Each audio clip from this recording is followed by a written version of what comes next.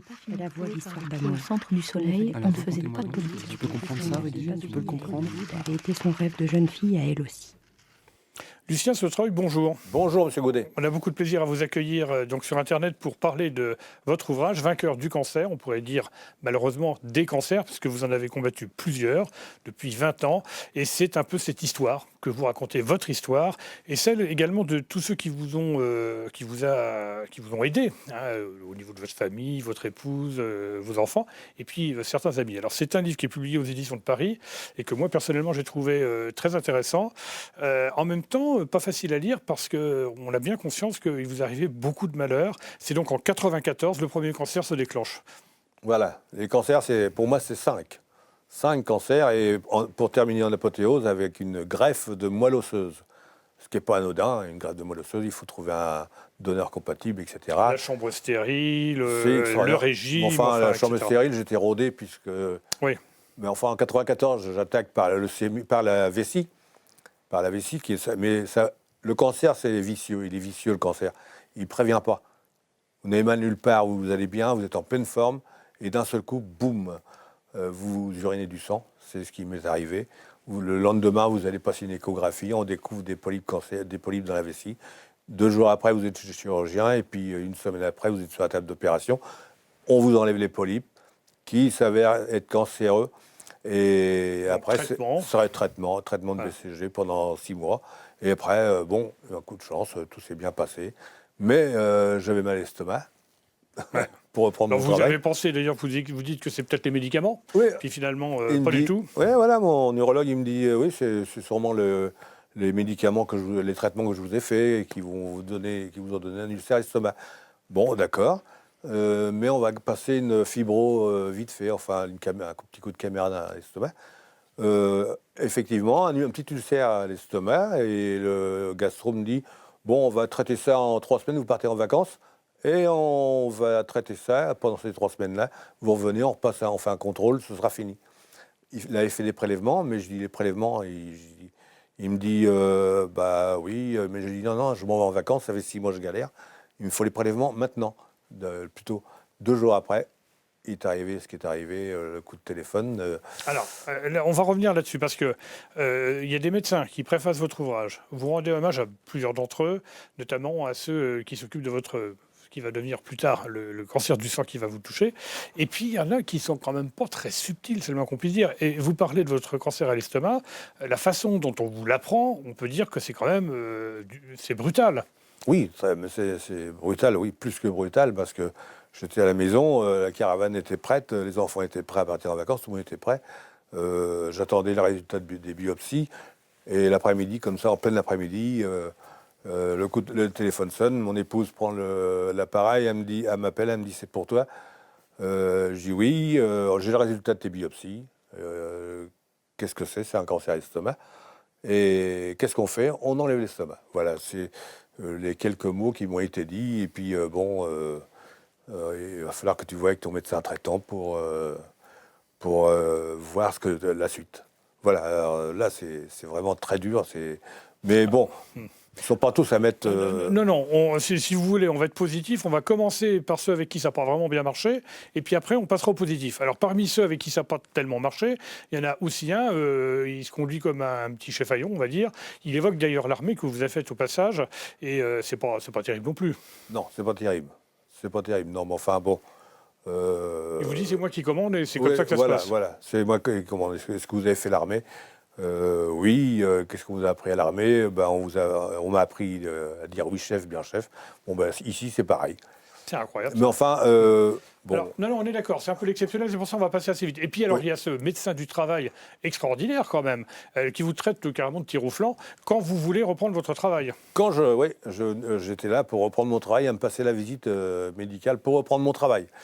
Donc, m'a traité de tir au flanc. Mais enfin, il y a eu des circonstances un peu bizarres. C'était la sœur d'un ami, et j'avais mangé avec elle 6 mois avant. Et 6 mois avant, moi, j'avais décidé de reprendre le travail, après mon cancer de la vessie de l'estomac, en forme. Je ne voulais pas reprendre le travail à moitié en forme. Ce qui semble logique. Ce qui semble logique. Et quand je suis arrivé chez elle, j'ai mangé avec elle. Donc, quand j'avais mangé avec elle, J'étais à peu près à moitié en forme, 3/4. Et j'avais rigolé comme tout le monde, j'avais vécu comme tout le monde à table, etc. Et puis... Finalement, c'est tout juste, ça ne nous a pas fait le reproche, alors qu'en fait, c'est plutôt un signe, j'allais dire, d'un moral excellent. Ouais. Parce que c'est ça aussi qui a conditionné Ouais. tout ce cheminement, c'est que vous avez quand même un moral un petit peu hors du commun. Ah bah le moral, oui, le moral, quand on cause du moral, il faut l'avoir, le moral, il faut... Il faut l'entretenir. Il faut l'entretenir, oui, il faut toujours être battant, le moral. Moi, de toute façon, quand je m'occupais d'associations, le troisième mi-temps de rugby, je les faisais au troisième mi-temps au foot, enfin, etc. C'était toujours Oui, comme ça. vous êtes entré au conseil municipal, vous avez été président de l'association, vous avez dirigé une association de parents d'élèves, Ouais, un club de j'ai fait sport. plein de trucs. Enfin, vous étiez quand même quelqu'un. Non, je dis ça parce que ceux qui nous regardent et qui nous écoutent, peut-être se demandent un petit peu quel est votre, pardonnez-moi l'expression, votre secret. Et alors, on va prendre les choses dans l'ordre et là, on va positiver. Alors, d'abord, votre caractère, ça, c'est très clair. Deuxièmement, votre entourage. Et vous rendez un hommage appuyé, je comprends, très mérité à votre épouse, qui a toujours été là. Vous me disiez en préparant cette émission que pendant 20 ans, elle vous a toujours accompagné à tous vos rendez-vous médicaux. Et ça, c'est important. Oui, elle est là aujourd'hui, le jour de l'enregistrement. Elle est avec moi, elle m'a conduit ici. Mais depuis 20 ans, elle n'a jamais raté une visite médicale chez un médecin, un examen, etc. Elle n'a jamais rien raté depuis 20 ans. Alors ça, c'est extraordinaire. Il n'y a pas de mots pour expliquer ça. Enfin, si on le dit un peu à la fin, mais enfin... Alors, on précise pour nos téléspectateurs qui sont aussi nos internautes que cet enregistrement a lieu à quelques jours de la Saint-Valentin. Alors, c'est pas non plus complètement un hasard, probablement. Et puis, alors, il y a vos enfants, il y a vos amis, alors il y a ceux qui vous ont un petit peu abandonné, un petit peu quitté, et puis il y a les fidèles quand même, ceux qui restent toujours là, ça c'est important aussi. Oui, il y a la famille qui reste fidèle, et puis ceux qui nous quittent. Mais bon, ceux qui me quittent, je n'aurais pas trop jeté la pierre parce que... Est-ce que c'est pas lié un petit peu à la peur de cette maladie quand même qui fout la trouille, passez-moi l'expression. C'est pas une maladie anodine. Peut-être, mais bon, ils ont aussi pas pris de nouvelles au début. Ils ont laissé passer un peu de temps et puis après, il passait que ils n'ont pas osé revenir et puis ils se sont dit mince, il va croire qu'on l'a abandonné. Et puis ils ont pas osé revenir et bon, il y en a qui... Vous n'en voulez pas, mais vous, en même temps, ça vous a fait un petit peu de peine, j'imagine. Ah oui, j'ai eu beaucoup de peine pour certains, oui. Oui. Alors, vous évoquez le monde médical. On a parlé des médecins qui ne sont pas toujours très subtils. Puis, alors, vous dites qu'il y a des médecins, notamment à Béclès, donc à Caen, dans le service d'hématologie, qui sont, d'après vous, extraordinaires. De simplicité, d'empathie, d'écoute. Et ça aussi, c'est important. Et vous dites à un moment, à la fin, d'ailleurs, vous faites un petit vadémécum de ce qui est important. Et vous évoquez, en particulier, le fait de pouvoir choisir ses médecins, ce qui n'est pas obligatoirement évident, mais pour vous, c'est important. Oui, pour moi, c'est important. Choisir les médecins, encore, c'est peut-être pas toujours facile, mais choisir l'endroit où il y a les bons médecins. Ça, c'est important. Par exemple, moi, j'ai toujours été pour tout ce qui est leucémie, récidive de leucémie, greffe de moelle osseuse. Tout s'est passé à Caen, Centre Béclès et le CHU, qui sont extraordinaires en la matière. Donc, choisir le médecin, c'est vrai que c'est pas forcément nous qui choisissons, mais enfin, il faut choisir là où on a le plus de chances de s'en sortir. Parce que quelquefois, quand même... Bon, par contre, à Monod, j'ai toujours été très bien à Monod, très bien soigné par les médecins, par les chirurgiens. Et il y a eu une erreur un jour qui m'a amené au coma, qui m'a amené... C'est un cathéter qui a été arraché. Un cathéter qui s'est débranché, et le matin, ils m'ont trouvé dans le coma. Là, vous avez vraiment failli y passer. Là. Oui, parce qu'ils m'ont descendu dans le caisson hyperbare à l'époque. Ils m'ont descendu dans le caisson hyperbare... Il y en a un au Havre, c'est une chance. Oui, c'est une chance qu'il y en avait un dans l'hôpital. Et ils ont dit à ma femme 6 heures dedans et pour dissoudre les bulles d'air dans le sang, parce que le cœur avait pompé de l'air au lieu de pomper du sang dans la veine cave, donc il avait envoyé de l'air partout dans le corps. Donc on a 6 heures pour dissoudre les bulles d'air, puis au bout de 5 heures, malheureusement, on m'a sorti. On a dit à ma femme, dans 2 heures, c'est fini, même pas. Il a plus de 3 de tension, il est comme mort. Mais on va le rebrancher parce qu'on ne sait jamais, peut-être qu'il peut repartir. Et 2 heures après, ils sont revenus en disant on ne sait pas, on ne s'explique pas, on ne comprend pas, médicalement, on ne sait plus. Mais il repart. Voilà. Alors, on peut préciser, vous dites médicalement, on ne sait pas, on ne sait plus. Et puis, dans le livre, vous évoquez aussi votre foi. Et en particulier en direction le Sainte-Thérèse de Lisieux, qui est un personnage très important dans votre vie également. Tout à fait. Tout à fait. Avant cette histoire-là, avant mon histoire de coma, etc., avant de me faire opérer de l'estomac, j'étais allé à Lisieux, parce qu'il y a très longtemps que je vais à Lisieux, que j'aime bien Sainte-Thérèse. Je l'écris, je le dis. Je n'ai pas du tout de honte à il n'y a pas de raison, vous avez raison. Plutôt, il n'y a pas de quoi avoir honte, bien au contraire. Pas du tout, non, mais j'étais allé à Lisieux avant l'opération de l'estomac et j'avais passé un marché avec elle. C'est drôlement dit, mais j'ai passé un contrat, si vous voulez. Qu'elle s'occupe. Alors, un truc bizarre, je l'explique dans le livre. Un truc bizarre, c'est que je lui avais demandé qu'elle s'occupe de mes. Qu'elle prenne en charge ce qui pouvait m'arriver à côté de mes cancers. Et que moi, je m'occupais de mes cancers. C'est extraordinaire, ça, quand même. C'est extraordinaire. Et c'est pas une histoire que je raconte comme ça. Hein. Non, mais bien sûr. Et ça a marché. et pourquoi j'ai passé ce contrat-là? Enfin, j'ai demandé ça ce jour-là. Je sais pas. Mais maintenant, je le suis après, quand je suis tombé dans le coma et puis qu'il m'est arrivé une hémiplégie, paralysie du côté gauche et embolie pulmonaire gazeuse. Enfin, quand j'ai eu tous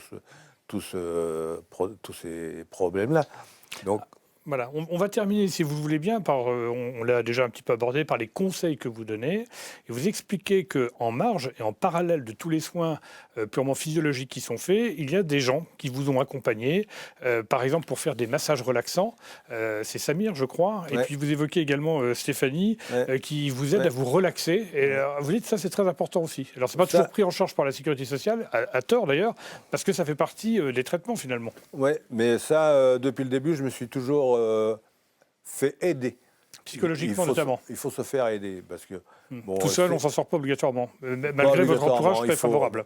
Celui qui fait un cancer, il peut se faire aider un petit peu s'il veut, mais s'il est assez fort, peut-être qu'il peut y arriver tout seul. Mais moi, je me suis toujours fait aider psychologiquement, sophrologie, les massages, réflexologie plantaire, etc. Plein de choses pour m'accompagner, pour me booster, pour me réconforter, je l'explique aussi la sophrologie. Quand je perds ma sophrologue psychothérapeute dans la chambre stérile, quand je fais ma greffe de moelle osseuse, là je suis pas bien, là, ça me plaît pas. J'ai plus rien, j'ai plus personne. Je suis dans une chambre enfermé dans entre quatre murs. Il n'y a plus rien, j'ai plus rien. C'est quatre murs avec deux fenêtres, avec la vue sur le béton du CHU. Et moi, j'habite en pleine campagne. Devant chez moi, c'est la. Oui, c'est ce que j'allais dire, c'est tout à fait le contraire de votre univers. Et je ne voyais même pas le soleil initial. Ah oui, non. C'est vrai que ça doit vraiment ajouter à la détresse. Heureusement, là encore, c'est d'ailleurs la seule personne qui était autorisée, comme vous l'expliquez dans votre livre, que votre épouse, Nicole, était là. Voilà, tous les après-midi. Fidèle. Alors, toute dernière chose. Alors, on est sur Internet, mais vous dites, attention, Internet, c'est super, mais en l'occurrence, il ne faut pas regarder sans arrêt les sites médicaux parce que la boîte à gamberge, elle fonctionne, si vous me passez l'expression, à fond. Ah oui, non. C'est important à comprendre. Internet, quand j'ai commencé à faire les cancers, il y a des frères, des sœurs, etc. Il y en a plein qui étaient plus au courant que moi de ce que j'avais, parce qu'ils avaient été sur Internet, ils s'étaient renseignés, etc. Et puis, bientôt, il y en a plus qui savaient ce que j'avais que le médecin. Plus que le médecin. Donc, moi, jamais Internet. Jamais.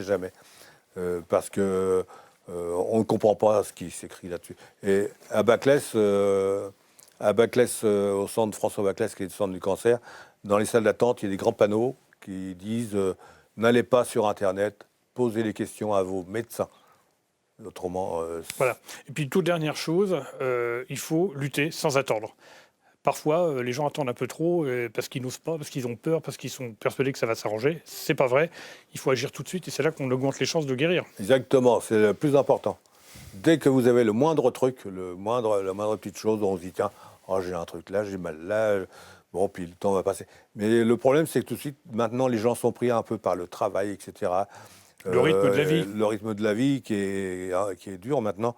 Et j'ai mal, oui, ça peut attendre un petit peu, ça va attendre, ça va se passer, Et puis, un beau jour, non, ça se passe pas, on va chez le médecin, et puis j'en ai connu pas mal comme ça. Des Et fois, c'est malheureusement trop ça tard. se termine mal. Bah, écoutez, Lucien Sautreuil, j'espère que vous allez écrire un autre livre Mais et qu'on va vous inviter à nouveau. À nouveau. Vous voulez rajouter quelque chose? un petit truc sur la maladie professionnelle. Oui, bah oui, ça vous l'évoquez, parce que c'est vrai que dans votre cas précis, vous avez été confronté, vous avez travaillé dans une entreprise chimique, hein, c'est ça? Une Et racinerie. il y a eu un très grave accident. D'ailleurs, un de vos collègues, malheureusement, y a laissé la vie. Et là, vous dites que les maladies professionnelles, pour les faire reconnaître, c'est pas facile. Non. Donc ça, c'est important aussi. Non, j'ai été reconnu en maladie professionnelle pour la vessie et pour la leucémie. Voilà, mais c'est pas toujours facile. Voilà, les donc produits. il faut faire Non, attention, non. il faut jouer le jeu. Et j'ai même, je me suis payé le culot, je suis tellement battant, je me suis payé le culot d'aller au tribunal contre une multinationale Oui. et j'ai gagné le procès en cassation. Voilà, écoutez, vous avez bien fait d'y aller parce qu'il y a Et pas il de faudrait, raison. Oui. qu'il y ait plus de gens qui le fassent Hmm. parce que ça ferait plus avancer le schmilblick, quoi. Enfin, D'accord, je comprends ce que vous voulez dire. Lucien Sautreuil, merci, mais vraiment merci d'être venu. Votre livre, c'est un véritable témoignage très fort, très fort, et en même temps une formidable leçon de courage et d'espoir. Donc je rappelle le titre de cet ouvrage, Vainqueur du cancer, c'est publié aux éditions de Paris. Lucien Sautreuil, merci beaucoup. Voilà, Monsieur Goudet, merci de m'avoir reçu. Ça a été un plaisir. Voilà. On ne voulait pas C'est la voix financer d'Histoire par d'amour. Au centre du soleil, Alors, on ne faisait pas de racontez-moi, politique. tu peux comprendre ça, Rudy? Tu peux le comprendre? Ça avait été son rêve de jeune fille à elle aussi.